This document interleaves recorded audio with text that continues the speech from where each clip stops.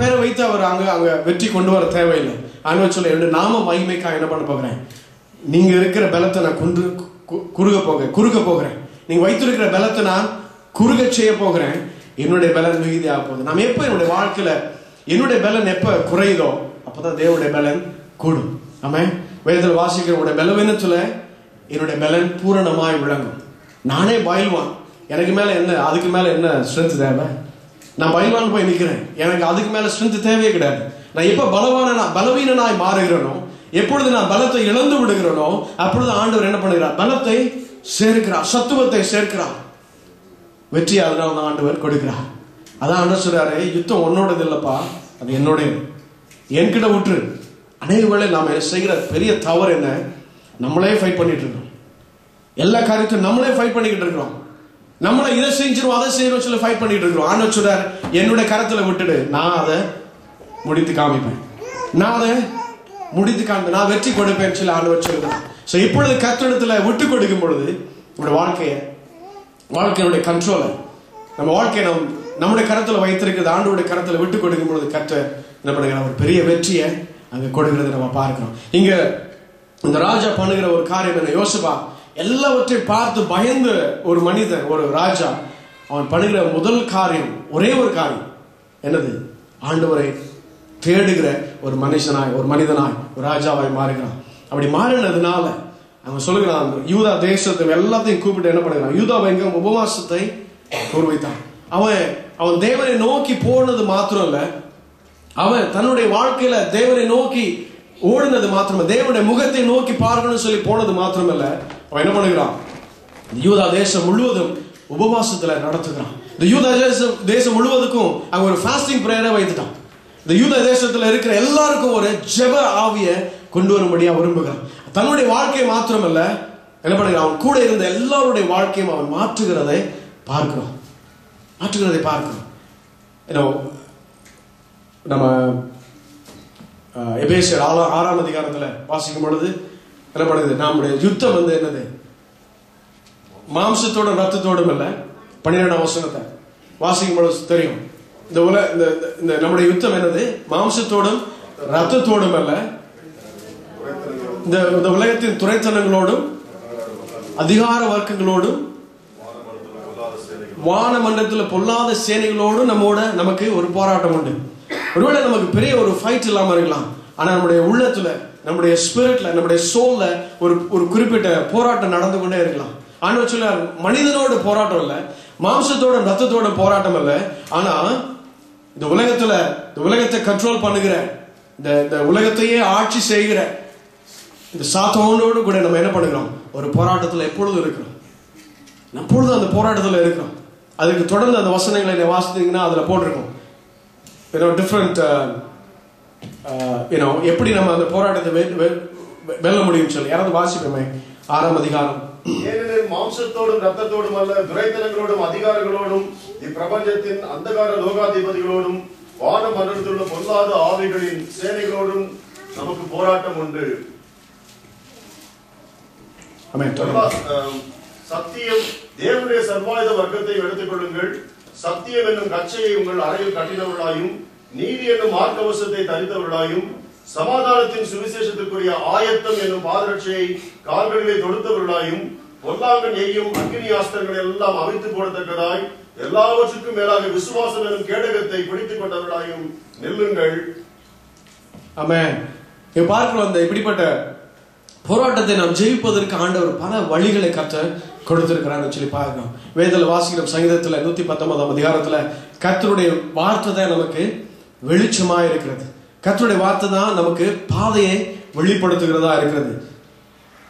யோசிப்பா பயந்த உடனே அவன் ஆண்டவரிடத்துல ஓடின உடனே ஆண்டவர் அவனுக்கு சொல்லிக் கொடுக்கிறார், எப்படியா இந்த போரை ஜெயிக்க முடியும், எப்படி அதை ஜெயிக்க முடியும் சொல்லி ஆண்டவர் சொல்லிக் கொடுக்கிறதை பார்க்கிறோம். ஆண்டவர் அங்க ஒரு பெரிய வெற்றியை கட்டளை எடுக்கிறதை பார்க்கிறோம். ஆண்டவரிடத்தில் நாம் போகும் பொழுது, ஆண்டவரை நாம் தேடும் பொழுது, ஆண்டவருடைய ஆலோசனை நாம் கேட்கும் பொழுது, ஆண்டவர் சொல்லுகிற காரியங்களை நாம் காத்திருந்து பெற்றுக்கொள்ளும் பொழுது அவனுடைய முடிவுல கர்த்தர் நிச்சயமாய் வெற்றியை நமக்கு கொடுக்கிறான்னு சொல்லி பார்க்கிறோம். நமக்கு ஒரு பயத்தின் ஆவியை கொடுக்கல ஆண்டவர். நமக்கு எப்படிப்பட்ட ஆவியை கொடுத்திருக்கிறார், தெளிந்த புத்தி உள்ள ஆவியை கர்த்தர் நமக்கு கொடுத்திருக்கார். பயத்தின் ஆவியை நமக்கு கொடுக்கவே இல்லை. பயப்படுகிறது பிரச்சனை இல்லை, நம்ம அதிலே நம்ம வாழ்க்கையை ஓட்டிக்கொண்டே இருக்க முடியாது. ஒரு காரியத்தை குறித்து பயப்படுகிறதுல பிரச்சனை இல்லை, ஆனா அதுக்கு பிறகு நம்ம அந்த பயத்தை நாம் எப்படி மேற்கொள்கிறோம் என்பதுதான் ஆண்டவர் நம்முடைய வாழ்க்கையில சொல்லிக் கொடுத்து கொண்டிருக்கிறார். நமக்கு பயப்படுகிற 1 தீமோத்தேயு 1:7 கர்த்தர் நமக்கு பயத்தின் ஆவியை கொடுக்கவில்லை, ஆனா தெளிந்த புத்தியை கொடுத்திருக்கார். தெளிந்த புத்தினா என்னது? Sound mind. யாராவது ஒருத்தர் ரொம்ப ஸ்ட்ரெஸ்ல போயிட்டாங்கன்னா, ரொம்ப பயத்துல போயிட்டாங்கன்னா தான் என்ன பண்ணுவாங்க? ரொம்ப ராங் டிசிஷன் எடுப்பாங்க. ரொம்ப பயத்துல போயிட்டாங்கன்னா என்ன பண்ணுவாங்க? உடனே ராங் டிசிஷன்.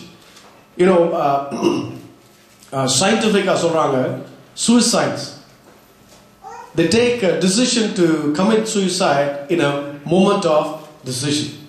ஒரு குறிப்பிட்ட ஒரு மொமெண்ட்ல அவங்க எடுக்கிற டிசிஷன்ல தான் அவங்க பண்றாங்க. ஒருவேளை அந்த அந்த சமயம் கடந்து போயிருச்சுன்னா அவங்களுடைய டிசிஷன் மாறும். ஸோ சூசைட் அப்படிதான் பண்றாங்க.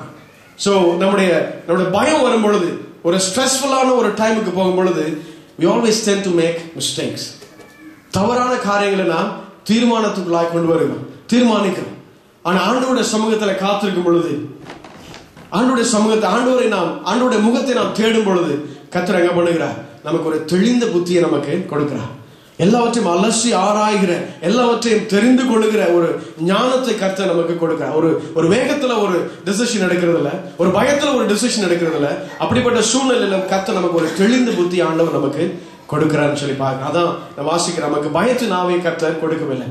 பயத்திலே நம்முடைய வாழ்க்கையை ஓட்டுவதற்காக நமக்கு ஆண்டவர் அப்படிப்பட்ட ஆவியை நமக்கு கொடுக்கவில்லை, தெளிந்த புத்தியை கொடுத்திருக்கிறார். அதனால எப்படிப்பட்ட போராட்டத்தின் வழியா நம்ம சென்றாலும் சரி, எப்படிப்பட்ட பிரச்சனைகள் வழியா நம்ம சென்றாலும் சரி, கர்த்தர் நமக்கு என்ன பண்ணுகிறார்? ஒரு வெற்றியை நமக்கு கொடுக்கிறார். எப்பொழுது கொடுக்கிறாரு?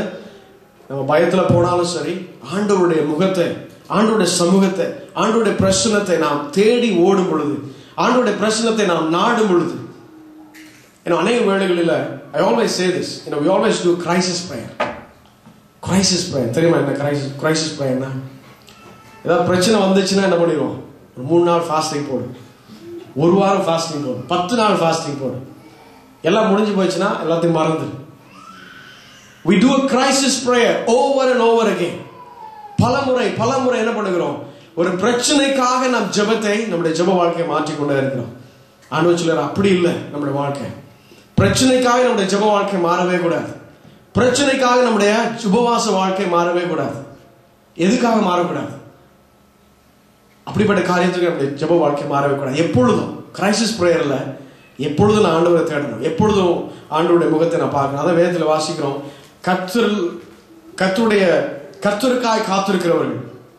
கர்த்தருக்காய் காத்திருக்கிறவர்கள் என்ன பண்ணுவாங்க? புது பலன் அடைந்து God will renew our strength when we will wait in the presence of God.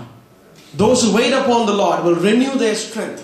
நம்முடைய பலத்தை கர்த்தர் புதுமையாக்குகிறார், நம்முடைய பலத்தை மிகுதியாக்குகிறார். எப்பொழுது நாம் தேவனுடைய பிரசன்னத்துல காத்திருக்கும் பொழுது, தேவனுடைய முகத்தை நாம் பார்க்கும் பொழுது, கர்த்தரை நாம் நாடும் பொழுது, கர்த்தர் நமக்கு என்ன பண்ணுகிறார்?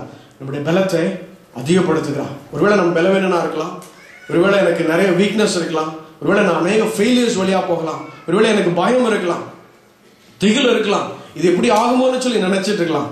ஆனா கர்த்தருடைய பாதத்தில் நம்ம காத்திருக்கும் பொழுது, கர்த்தருடைய முகத்தை நான் தேட நான் ஒப்பு கொடுக்கும் பொழுது, கர்த்தர் அங்க ஒரு பெரிய காரியத்தை அங்க செய்கிறார் என்று சொல்லி பார்க்கிறோம். இந்த நாளில கூட கர்த்தர் நம்மிடத்துல, ஒருவேளை ஒரு சிலருக்கு ப்ராஃபிட்டிக்கலா இருக்கலாம் அந்த வேர்ட், பட் ஆண்டவர் சொல்கிறார், யுத்தம் என்னுடையது. The battle belongs to me. You don't have to fight, but I will fight on your behalf. யுத்தத்தில் வல்லவர் நம்முடைய ஆண்டவர். எத்தனை பேர் ஆமென் சொல்ல முடியும்? யுத்தத்தில் வல்லவர் நம்முடைய ஆண்டவர். ஆமென். நம்ம எத்தனை பேர் போய் ஃபைட் பண்ணிருக்கோம்? இதுல யாருமே இல்லை இல்லையா? பட் ஆண்டவர் யுத்தத்தில் வல்லவர். He has won the battle. He has won every battle that he faced. Amen. ஆண்டவர், அதுதான் ஆண்டவர் நம்முடைய வாழ்க்கையில சொல்றார், யுத்தம் என்னுடையது, நீங்க போய் ஃபைட் பண்ணவே வேண்டாம். அதான் ஆண்டவர் சொல்றார், நீங்க சும்மா இருந்து நானே தேவன் என்று சொல்லி அறிந்து கொள்ளுங்கள். சும்மா இருந்து நானே தேவன் என்று சொல்லி அறிந்து கொள்ளுங்கள். சும்மா இருங்கன்னா கால் மேல காலை போட்டு உட்கார்ந்து இருக்கிறது ஆண்டவர் சொல்லல. சும்மா இருங்கன்னா என்னுடைய பிரச்சனத்தில் நீங்க சும்மா இருங்க, என்னுடைய சமூகத்தில் நீங்க சும்மா இருங்க, என்னுடைய சமூகத்தில் நீங்க காத்துருங்க, அது போதும். என்னுடைய முகத்தை நீங்க தேடுங்க, அது போதும். என்னையே நீங்க நோக்கி பார்த்துருங்க, அது போதும். என்னுடைய சமூகத்தை நாடி தேடுங்க, அது போதும். அதான் ஆண்டவர் சும்மா இருங்க என்னுடைய பிரச்சனத்துல, மிச்சத்துல நான் பாத்துக்கிறேன். ஏன்னா ஆண்டவர் நமக்கு அநேக ரிலேஷன்ஷிப் இருக்கு.